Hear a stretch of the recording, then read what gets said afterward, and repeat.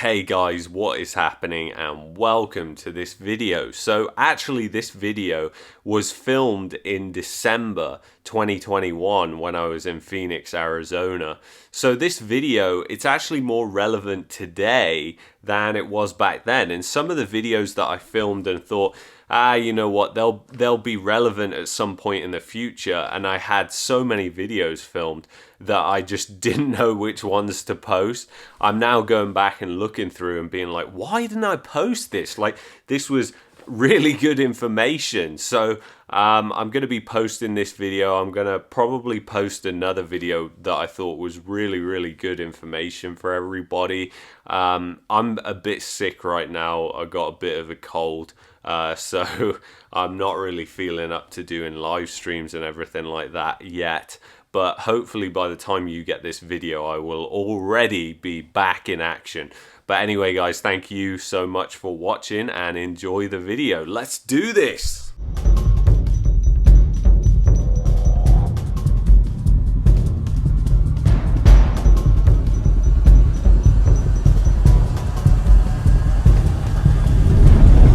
Hey guys, what is happening and welcome to this video. So we made it to Phoenix. It's about minus 28 or something like that in Calgary. So it feels good to be here. It's about 10, 11 degrees right now, but perfect for just throw on a hoodie and walk around, and it's really beautiful. So anyway guys, the house that we have rented on Airbnb, I thought I'd talk about this just for a quick second. So I had a look on Zillow, see how much they bought it for. They're new investors here in Phoenix because they only purchased it last December, so it's literally a year anniversary since they bought it. Now the funny thing is, guys, the value of the house since they bought it 1 year ago has gone up 25%, which is absolutely insane. That sort of price acceleration or price appreciation is just not sustainable. It's just not sustainable. So the thing is, we have to realize that price increases so rapidly of such an amount are unsustainable. And they're also going to cause massive FOMO because people are going to be like, the housing prices are going to run away. What do you mean that housing prices have gone up 25%? Because that's just insane when you really think about it. But the thing is, guys, people tend to believe these wild notions that everything is just going to be fine, and if we just buy, we'll be okay, and you know what, the economy is great and everything like that. Look at this cactus right there. I should try and get to stand by it just to show you the size. But the thing is, guys, everything is not fine, okay? Everything is far from fine. We're in an economy that is totally pumped up on stimulus. And that is not good. It's not good at all. So the thing is, you have to realize that when an economy is pumped up on stimulus, it is distorted wildly. And what do I mean by that? Look at the size of this thing. It's way taller than me. You have to realize that when economies are pumped up on stimulus, they're hugely distorted, okay? And when I say distorted, what I mean and what I'm trying to say is that if you're flushing loads of money into the economy, into businesses, everything like that through PPP loans or the CEWS in Canada or whatever it is, that hugely distorts the economy, because now a business that would have otherwise failed has life support. It can continue operating on this government stimulus. Now, it's completely the opposite of a free market and free market capitalism, because it's essentially, it is socialism, because what you're doing is you're literally subsidizing businesses staying afloat. Of course, my main issue with these things is they don't work. They've been done before and they just do not work. So the thing is, when something doesn't work, you don't do it and repeat over and over again. It's like the QE. QE does not work. The thing is, guys, when we think about what happened in 2008 and how it relates to now, the funny thing is when you really think about that, you realize, hang on a second, 2008, it actually was way into 2012, the recession and the unemployment crisis and the credit crisis and the business crisis. So it was a lot longer than the figures suggested. And when you look at the stock market, I think was up, don't quote me on this, but by 2010, that does not mean the economy has recovered. The thing is, the stock market right now is in a scary place. So is the real estate market, but the stock market especially, because everybody is acting like the roaring 20s. And I'm gonna leave a video in the description that I suggest you go watch. It's a quick video, 5-minute video by the Plain Bagel on the 1920s and the Depression. You're just gonna sit there and think, what the heck? Because when you look at this video, you're just gonna be absolutely mesmerized by how similar it's become. But the thing is, guys, this is where we're at right now. And it is absolutely insane when we really think about it, because you can't keep an economy alive the way they're doing it.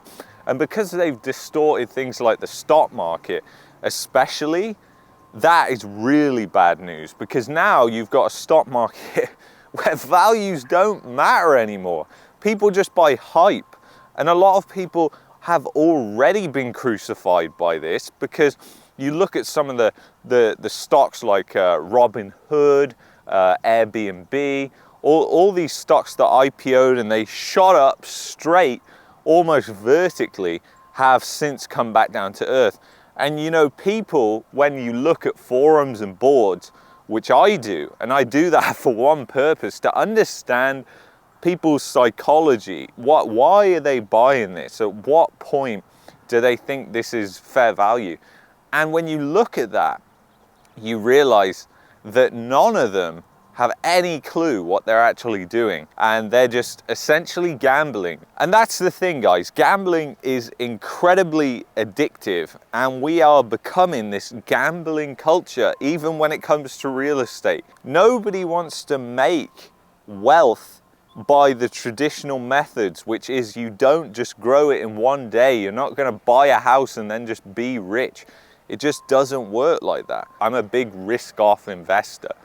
So I don't like risk, and I think that's how I've grown a very good portfolio, which is very diversified, is because I just do not like risk.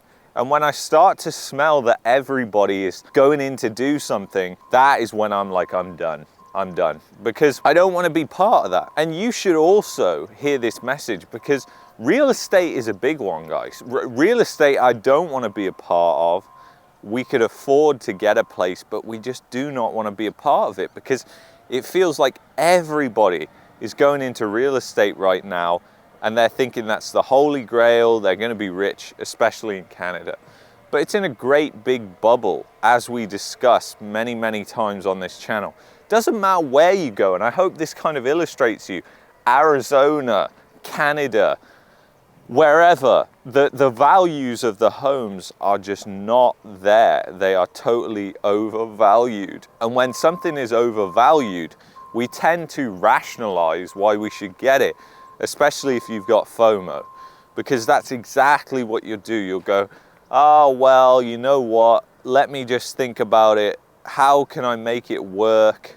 Whatever.